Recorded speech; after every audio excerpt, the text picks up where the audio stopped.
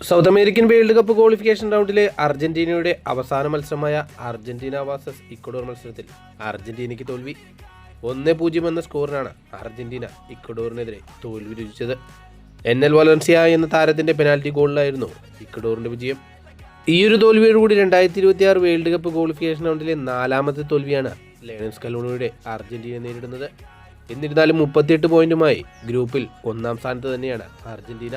മത്സരത്തിന്റെ 32ാമത്തെ മിനിറ്റിൽ തന്നെ റെഡ് കാർഡ് വാങ്ങി സൂപ്പർ താരം ഒട്ടമെന്റി പുറത്തുപോയതോടുകൂടി ആദ്യ പകുതിയിൽ 10 പേരുമായിട്ടാണ് അർജന്റീന കളിച്ചത്.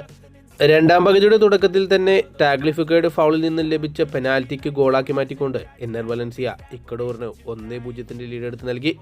രണ്ടാം പകുതി മുന്നോട്ട് പോകെ ഇക്വഡോറിന്റെ കാഴ്ചയ്ക്കും റെഡ് കാർഡ് ലഭിച്ചതോടുകൂടി ഇരു ടീമുകളും 10-10 എന്ന നിലയിലെത്തി. പിന്നീടുള്ള ഓരോ നിമിഷവും അർജന്റീന താരങ്ങൾ മുന്നേറി കളിച്ചുവെങ്കിലും മികച്ച ഡിഫൻസിലൂടെ ഇക്വഡോർ താരങ്ങൾ ഗോൾ വരുന്നതിനെ തടഞ്ഞു നിർത്തി. മത്സരത്തിന്റെ അവസാന വിസിൽ മുഴങ്ങുമ്പോൾ 1-0 വിജയിച്ചുകൊണ്ട് എൻ.എൽ. വലൻസിയയുടെ ഇക്വഡോർ